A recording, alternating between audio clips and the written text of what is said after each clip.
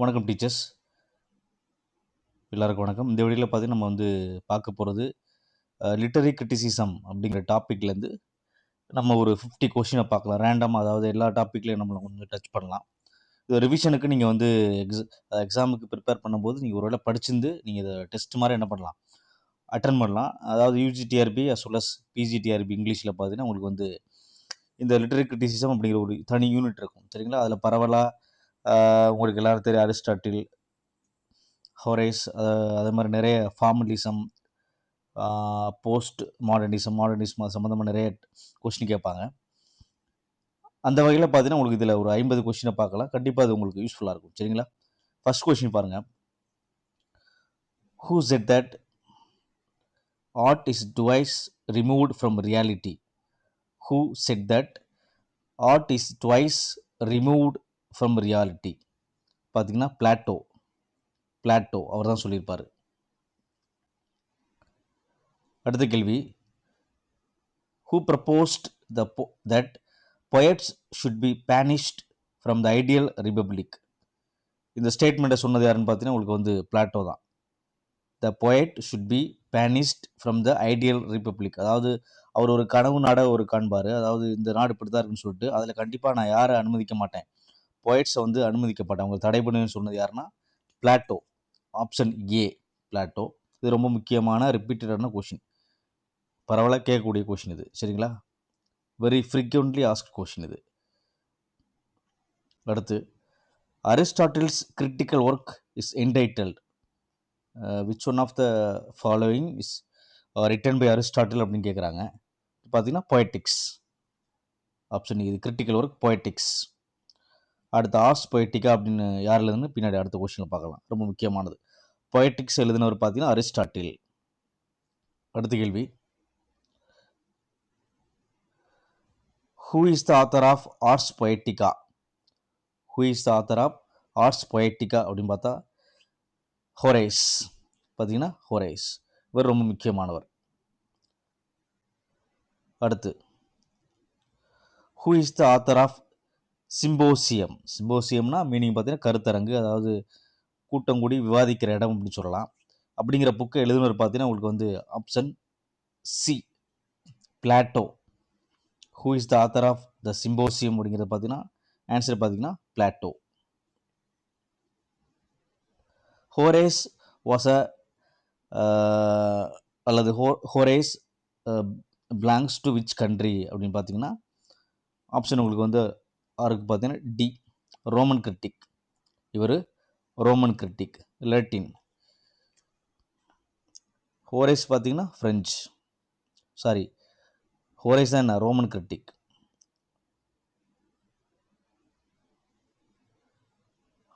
அடுத்த question, Aristotle discusses the theory of tragedy இன்?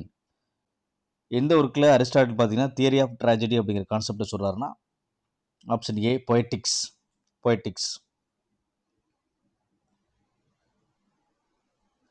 அடுத்து, how many principal sources of sublimity are there according to Longinus? மொத்தம் பார்த்தீங்கன்னா உங்களுக்கு B 5. அது கிராண்டர், அது என்னென்னு கேட்பாங்க சில இடத்துல, மெஜஸ்டி, மேக்னிஃபிசன்ஸ், லாஃப்டினஸ், ஆவ். மொத்தம் 5, சரிங்களா? அதாவது சப்ளிமெண்ட்ரின்னு ஒரு கான்செப்டை சொல்லியிருப்பார்.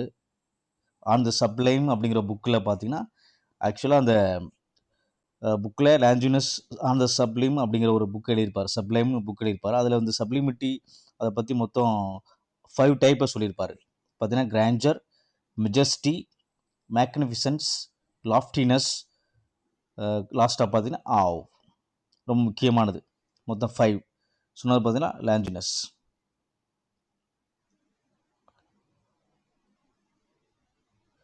அடுத்து, what is the meaning of the term hamartia? ரொம்ப முக்கியமானது. ஹமார்ஷியா இதை யூஸ் பண்ணது அரிஸ்டாட்டில். தியரி ஆஃப் ட்ராஜடி அப்படிங்கிற புக்கில் அரிஸ்டாட்டில் பார்த்தீங்கன்னா ஹமார்ஷியா அப்படிங்கிற ஒரு டேர்மை யூஸ் பண்ணியிருப்பார். அதுக்கு மீனிங் என்ன கேட்குறாங்க? C a weak trait in the character of the hero.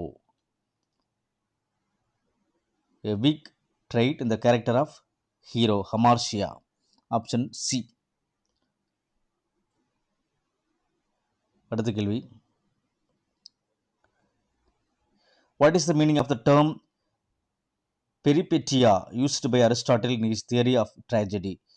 பெரிபெட்டியா அப்படிங்கிறது அன்னொரு டேர்ம். இது வந்து இதை யூஸ் பண்ணது பார்த்தீங்கன்னா அந்த டேர்மை காயின் பண்ணது அரிஸ்டாட்டில். இதுக்கு மீனிங் பார்த்தீங்கன்னா உங்களுக்கு வந்து change in the fortune of hero from good to bad. அவருடைய ஹீரோ அந்த பர்டிகுலர் பிளே அல்லது ஸ்டோரியில் உள்ள ஹீரோடைய பொசிஷன் அல்லது நிலைமை, அவருடைய இது பார்த்தீங்கன்னா நல்லதுலேருந்து கெட்டாக மாறும், அவருடைய நிலைமை வந்து மோசமாகிறது, அதான் சொல்கிறாங்க. சரிங்களா?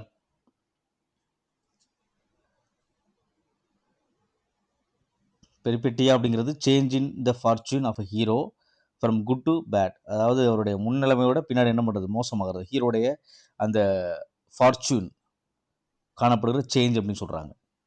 அடுத்து, what is the meaning of the term anagnorisis used by Aristotle in his theory of tragedy? பார்த்தீங்கன்னா hero's recognition of tragic flaw, அவர் நிலைமை அறிகிறது, அவர் என்ன நிலைமையில் இருக்காருன்னு சொல்லிட்டு அதை அவர் ரெகக்னைஸ் பண்ணுறது. The hero's recognition of his tragic flaw, அதுதான் அனக்னாரிஸ்.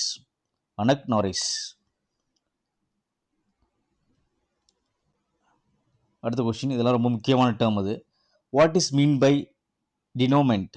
What is mean by denouement? இது பார்த்தீங்கன்னா option D, the ending of a comedy. The ending of a comedy, அதுக்கு பேர் தான் என்ன, டினோமெண்ட். அடுத்து, who is the originator of the theory of imitation in literature? இந்த லிட்ரேச்சரில் தியரி ஆஃப் இமிட்டேஷன் அப்படிங்கிறத வந்து ரொம்ப ஆரம்ப கட்டத்திலே சொன்னது பார்த்தீங்கன்னா உங்களுக்கு வந்து பிளாட்டோ. யாருன்னா பிளாட்டோ. அடுத்த question, who was the most illustrious disciple of Socrates? illustrious அப்படின்னா புகழ்பெற்ற, ஃபேமஸ் டிசைபிள் ஆஃப் சாக்ரட்டிஸ் பார்த்தீங்கன்னா உங்களுக்கு வந்து 14 கிட்டி பிளாட்டோ. எல்லாரும் தெரியும்.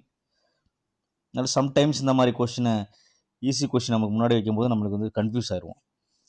நம்ம வெரி இம்பார்ட்டண்ட்டாக ரொம்ப டீப்பாக படிச்சுட்டு போயிருப்போம். இந்த மாதிரி கொஸ்டின் வைக்கும்போது ரொம்ப கன்ஃபியூஸ் ஆயிரும். பிளாட்டோ வைப்பாங்க, அதுக்கப்புறம் அரிஸ்டாட்டில் வச்சுருவாங்க, அந்த மாதிரி வச்சோன்னா நமக்கு கன்ஃபியூஸ் ஆயிரும். இதுக்கு வந்து பார்த்தீங்கன்னா பிளாட்டோ தான்.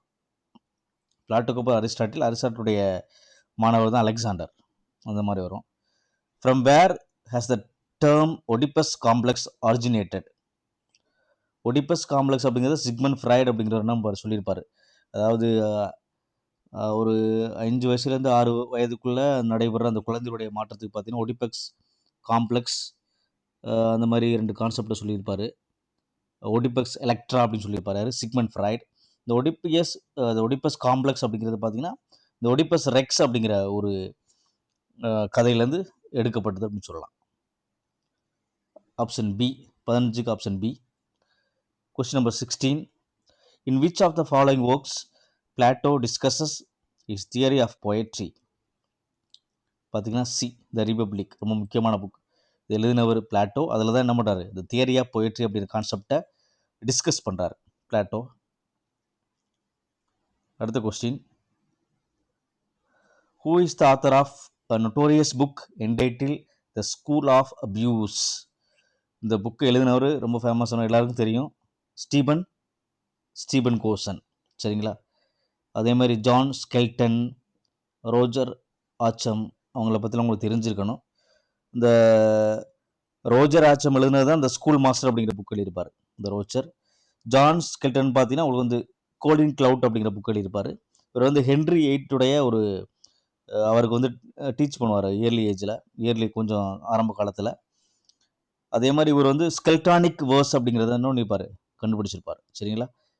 இந்த ஸ்கூல் ஆஃப் அஃபியூஸ் அப்படிங்கிற புக் எழுதினவர் ஸ்டீவன் கோசன். அடுத்த கேள்வி, sir Philip Sidney's apology for poetry is a defence of poetry against charges brought against it? இது பார்த்தீங்கன்னா ஸ்டீவன் கோசன். அதாவது ஸ்டீவன் கோசன் பார்த்தீங்கன்னா நிறைய பொயட்ரியை பற்றி என்ன பண்ணியிருப்பார், ரொம்ப மட்டமாக எழுதியிருப்பார். அதை வந்து டிஃபென்ஸ் பண்ணுறதுக்காக தான் என்ன பண்ணியிருப்பார், சார் பிலிப் சிட்னி பார்த்தீங்கன்னா அப்பாலஜி ஃபார் பொயட்ரி எழுதியிருப்பார். சரிங்களா? இவருக்கு வந்து ரிப்ளை பண்ணுறாம கடுமையாக சாடியிருப்பார்.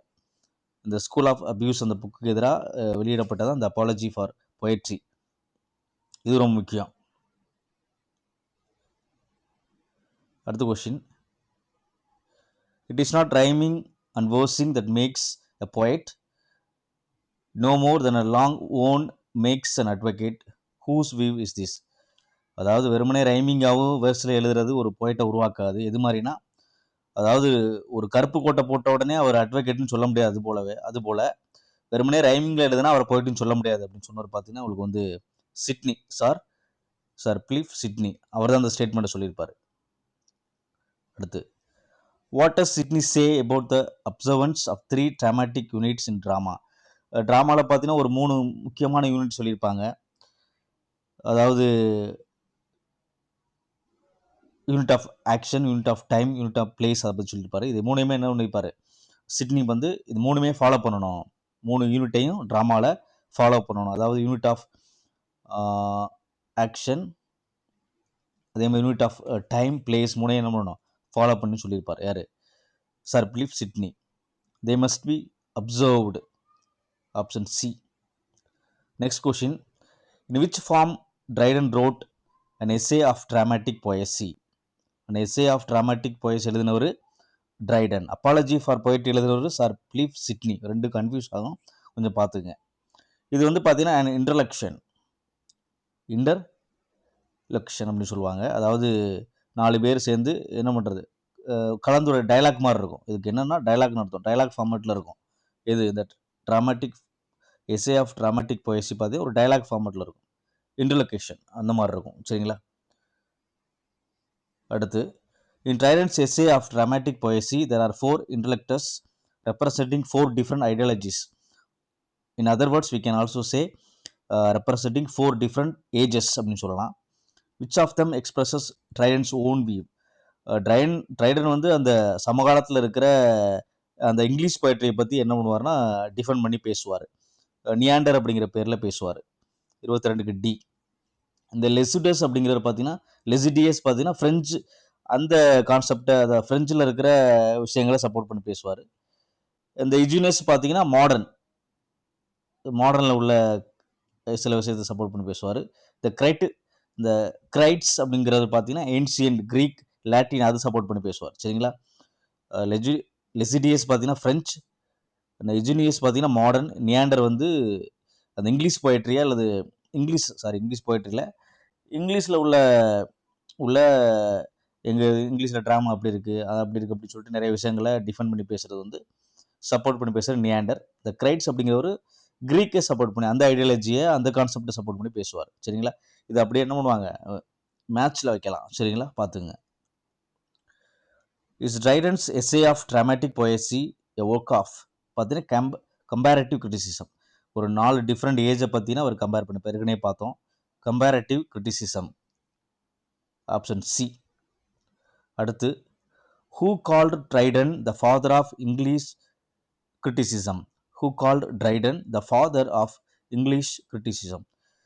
ட்ரைடனை வந்து இங்கிலீஷ் கிரிட்டிசிசத்துடைய தந்தை அப்படி சொன்னவர் பார்த்தீங்கன்னா உங்களுக்கு வந்து டாக்டர் ஜான்சன்.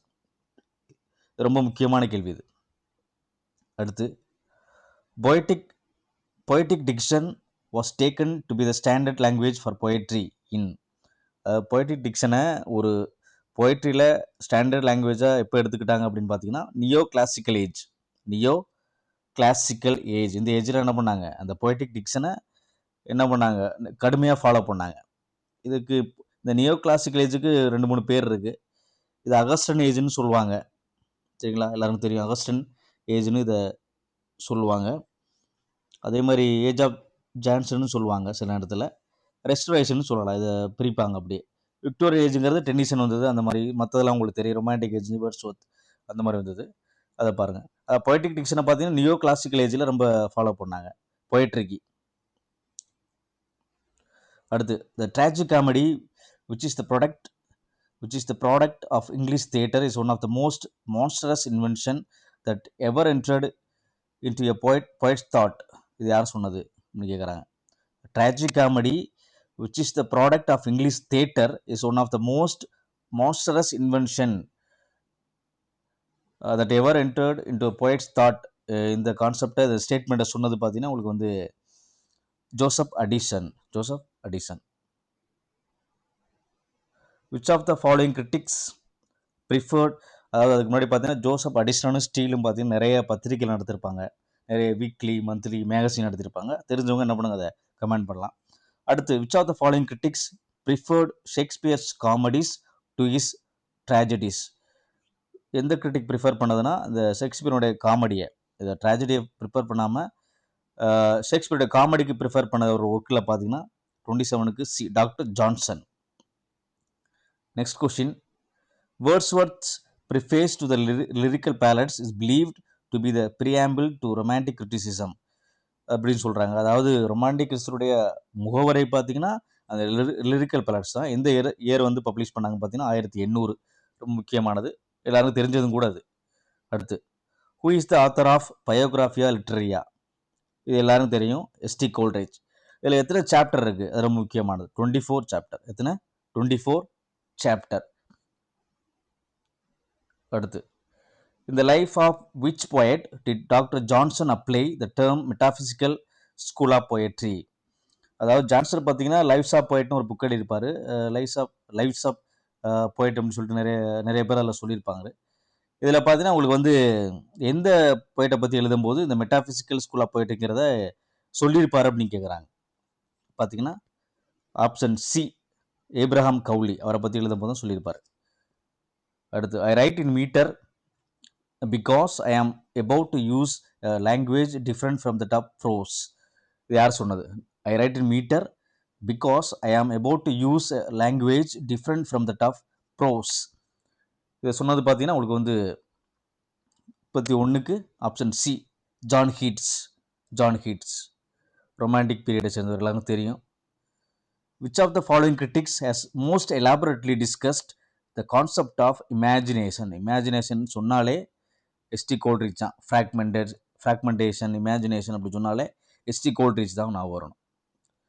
அடுத்து, who says that poets are the unacknowledged legislator of the world. poets are the unacknowledged legislator of the world. இந்த ஸ்டேட்மெண்ட்டை சொன்னது பார்த்தீங்கன்னா ஷெல்லி, பிபி ஷெல்லி. ரொம்ப முக்கியமானது அது. அடுத்து, who has divided literature into two broad division, the literature of power, the literature of knowledge. ரெண்டாக பிரித்தது லிட்ரேச்சரை பார்த்தீங்கன்னா உங்களுக்கு வந்து 34க்கு ஏ, தாமஸ் டிகுன்சி. அடுத்து, who propose the concept of arts for arts sake. ரொம்ப ஃபேமஸான கான்செப்ட் இது பார்த்தீங்கன்னா Walter Pater, arts for arts sake. அடுத்து, who propose the concept of arts of life sake, art of life sake அல்லது art for life சேக்னு சொன்னது பார்த்தீங்கன்னா உங்களுக்கு வந்து மேத்யூ அர்னால்டு. ரொம்ப முக்கியம், மேத்யூ அர்னால்டு. அடுத்து, in whose opinion poetry is the most highly organized form of intellectual activity. இது பார்த்தீங்கன்னா டிஎஸ் எலியட். ரொம்ப முக்கியமான statement. poetry is the most highly organized form of intellectual activity அப்படிங்கிற ஒப்பீனியன் சொன்னது பார்த்தீங்கன்னா உங்களுக்கு வந்து டிஎஸ் எலியட். அடுத்து, ஷெல்லிஸ் டிஃபென்ஸ் ஆஃப் poetry எழுதுனது ஷெல்லி. வாஸ் ரிஜாயிண்டர் டு 38க்கு பார்த்தீங்கன்னா C, Thomas Love Peacock's the 4 age of poetry. அதுக்கு ரீஜாயிண்டர் எழுதுனது தான் பார்த்தீங்கன்னா அந்த ஷெல்லியுடைய டிஃபென்ஸ் ஆஃப் போயட்ரி. இப்போ த 4 ஏஜஸ் ஆஃப் போயட்ரி எழுதுனது பார்த்தீங்கன்னா தாமஸ் லவ் பீகாக்ஸ். அடுத்த question, who is the author of 7 types of ambiguity. பார்த்தீங்கன்னா வில்லியம் எம்சன். இது ரொம்ப முக்கியமானது. அடுத்து, ஹூ இஸ் த, அதாவது அதில் என்னென்ன 7 டைப் ஆஃப் ஆம்பிக்யூட்டி தெரிஞ்சவங்க நீங்கள் கமெண்டில் சொல்லலாம். So that others can learn from you comment. Video பார்த்தா தான் கற்றுக்கிறோம் இல்லை, கமெண்ட்லேயும் சில விஷயம் இருக்கும், அதுலேயும் பார்த்துக்கலாம். அதனால் எப்போதும் கமெண்டே படிக்கணும்னு அவசியம் கிடையாது. கமெண்ட் செக்ஷனில் who is the author of sacred wood. இந்த புக் எழுதுனது பார்த்தீங்கன்னா டிஎஸ் எலியட். ரொம்ப முக்கியமானது இது, sacred wood, TS Eliot. Who called Shakespeare's Hamlet and artistic failure. ஹேம்லெட்டை வந்து ஒரு ஃபெயிலியர்னு சொன்னது பார்த்தீங்கன்னா உங்களுக்கு வந்து 41க்கு டி, டிஎஸ் எலியட். அவர் தான் சொல்லியிருப்பார். அடுத்த question, Matthew Arnold is the author of one of the following works. Which of the following. Matthew Arnold is author of one of the following works. Which of the following. இது பார்த்தீங்கன்னா essays in criticism, இது எழுதினவர் Matthew Arnold. Next question, who is the author of principle of literary criticism? பார்த்தீங்கன்னா IA Richard ரொம்ப ரொம்ப ரொம்ப முக்கியமானவர். Principle of literary கிரிட்டிசிசத்தை எழுதுனவர் பார்த்தீங்கன்னா IA Richard. Who is the author of new criticism? பார்த்தீங்கன்னா டேவிட் டைச்சஸ். புக்கிலேருந்து கண்டிப்பாக புக் ரிலேட்டடாக கண்டிப்பாக என்ன பண்ணுவாங்க, ஒரு கொஸ்டின் கேட்பாங்க. Who is the author of the foundation of aesthetics? IA Richards. 45க்கு IA Richards. Foundation of aesthetics அப்படிங்கிற புக் எழுதுன பார்த்தீங்கன்னா ஐஏ ரிச்சர்ட்ஸ். அடுத்து, இது ரொம்ப முக்கியமானது, the term defamiliarization was coined by. 46க்கு ஏ ஸ்காலஸ்கி. ஒரு ஃபார்மலிஸ்ட், அதாவது ஃபார்மலிசம்னு ஒரு குரூப் ஆஃப் என்ன கிரிட்டிசிசம் இருப்பாங்க. அதாவது நியூ ஹிஸ்டாரிசம், போஸ்ட் காலனைசேஷன், அந்த காலனைசேஷன் அந்த மாதிரி நிறைய அந்த பிரிவு இருக்கும்போது ஃபார்மலிசம்னு ஒரு இருப்பாங்க. இந்த ஸ்காலஸ்டிக்கு பார்த்தீங்கன்னா அந்த பிரிவை சார்ந்தவர். இப்போ தான் டிஃபெமிலியரைசேஷன் அப்படிங்கிற வேர்டை சொன்னவர். அடுத்து, dash is a concept envisaged by formalist Boris டெசப்ஸ்கி. இவர் ஒரு ஃபார்மலிஸ்ட். இவர் பார்த்தீங்கன்னா 47க்கு வந்து பார்த்தீங்கன்னா பி மோட்டிவேஷன். டிஃபெமிலைசேஷன் பார்த்தீங்கன்னா ஸ்காலஸ்கி ஏற்கனவே முன்னாடி பார்த்தோம். இன்னொரு ஃபார்மலிஸ்ட் போரிஸ் டவுன்செப்ஸ்கி. அதாவது பேர் வந்து கொஞ்சம் அப்படி தான் இருக்கும், அதாவது இப்படி தான் இருக்கும், கொஞ்சம் பார்த்துக்குங்க. அதாவது சில அந்த பேர் கொஞ்சம் கடினமாக இருக்குது இது பண்ணுறதுக்கு, போரிஸ்ன்னு வச்சுக்குவோம். இந்த அவர் சொன்ன கான்செப்ட் பார்த்தீங்கன்னா மோட்டிவேஷன். என்னது? மோட்டிவேஷன். ரஷ்ய நேம் கொஞ்சம் கஷ்டமாக இருக்குது. Who put forward the concept of close reading? ரொம்ப முக்கியமானது, ஐஏ ரிச்சர்ட்ஸ். க்ளோஸ் ரீடிங் ரொம்ப முக்கியமான கான்செப்ட், க்ளோஸ் ரீடிங். அடுத்து, who was the author of the well wrought urn? பார்த்தீங்கன்னா கிளீன் புரூக்ஸ். இந்த ஸ்லைடில் கடைசி கொஸ்டின் பாருங்கள். Dash is a self contradictory statement. பார்த்தீங்கன்னா பேரடாக்ஸ். ஒரு ஸ்டேட்மெண்ட் இருக்கும், அதுக்குள்ளே என்ன இருக்கும், கான்ட்ராக்ஷன் இருக்கும். அதாவது லெஸ் இஸ் மோர் ஸ்டேட்மெண்ட்டே ஒரு கான்ட்ராக்டாக இருக்குது. The more you learn the less you know, அந்த மாதிரி சொல்கிறாங்க. அதெல்லாம் ஒரு பேரடாக்ஸ் சொல்கிறாங்க. ஒரு கான்ட்ராக்ட் ஸ்டேட்மெண்ட்டுக்கு எடுத்துக்காட்டு பேரடாக்ஸ். சரிங்களா? தேங்க்ஸ் ஃபார் வாட்சிங். இன்னொரு வீடியோவில் நம்ம சந்திக்கலாம். சரி, நன்றி.